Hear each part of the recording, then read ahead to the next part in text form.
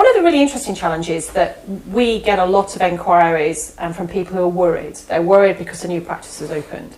And when we look at the reality of practice today, when we look back to the year 2000, there were 2,200 veterinary buildings, so 2,200. Today there are 4,756 buildings.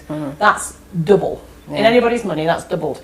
So from a customer point of view, you've got twice as many choices. So the new practice opening seems to be the area that then stimulates, what the hell do I do? How do I react? And I think for the guys that are watching is, one, don't panic. Don't panic. Mr. Mannering was right. Was it Jones that said don't panic, wasn't yeah, it? Somebody like that. It's absolutely solvable. But to solve it, we need to take that step back. And from your perspective, you get those phone calls like, they're opening, I need a flyer, I want to do a mail drop. Yeah. I mean, what advice would you give to a practice that's thinking, what should we do, where should we go? Because a flyer in itself isn't the answer, is it? Well, I think it has to be a targeted message. It has to be the right kind of message and to the right area. So there's no point just doing a sort of panicky mail drop anywhere and everywhere, because it could cost a fortune. So you need to know who do you want to get the message to, and what do you want to tell them?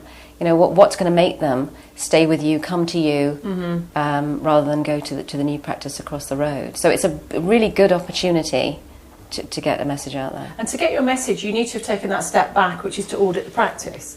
And that whole idea of, does a practice really know what its strengths are? Do they really know what their weaknesses are? And do they know them from the customer's point of view? So why would they leave this practice that's been there 20, 30 years and go to the shiny new one? What would make someone do that? And again, advice for the people watching would be, don't panic, get your data. Actually collect some data from various different sources. And you work with practices on a daily basis that are learning things by going outside and finding out from breeders or kennels or catteries, or looking to the people on the street in the town, or being very critical about their own service levels. So that whole auditing process, what advice would you give them around having an audit done or getting a fresh pair of eyes on their business? I think it's absolutely key, because they'll be panicking and they won't realise what is under their nose, that how good they are, what unique services they provide. Simple things just like the quality of the vaccines or whatever it is that they do more than anybody else. Their emergency cover. That's more and more for a lot of people that they are there in their own building is a huge marketing message. Yeah. And so you mentioned vaccines there, certainly from the cat people, as a mad cat woman myself, is that there are vaccines that cat consumers, well, not consumers of cats, but cat owners, are aware they're of different vaccine brands because they read the cat press and they know some are better than others in their eyes. So how does a practice get to the point of knowing what they're good at and what they need to change then? Well, just by having an audit, somebody from outside who knows all of those parameters can find those things out and do a report and send that back to them so that they can...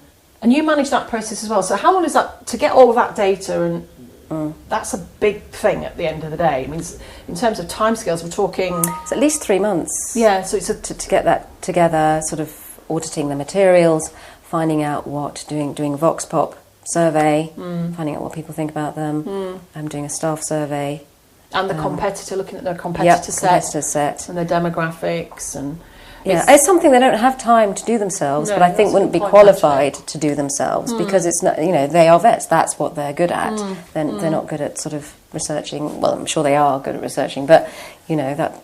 It's got different things to do. Their priority is their day-to-day work, so having an external perspective helps them.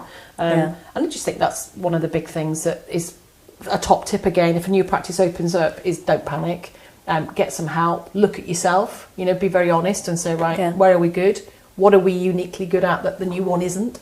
Why would I stay? Why would I go? What's wrong with us? Like opening hours, can't find you. I mean, the number of photo journeys that we get back, and you just go, "Where's the practice?" Yes. signage, visibility, all of those really simple things. Yeah, simple things, and make customer parking easy. Don't have a great big flower pot so they can't, the simple things that if flower pots. somebody What from... is it with vets and flower pots? And fish tanks and flower pots, really leave them to the garden centres, because the flower pot just takes up space for cars, and the fish are often not quite as well and alive as they could be. Yes.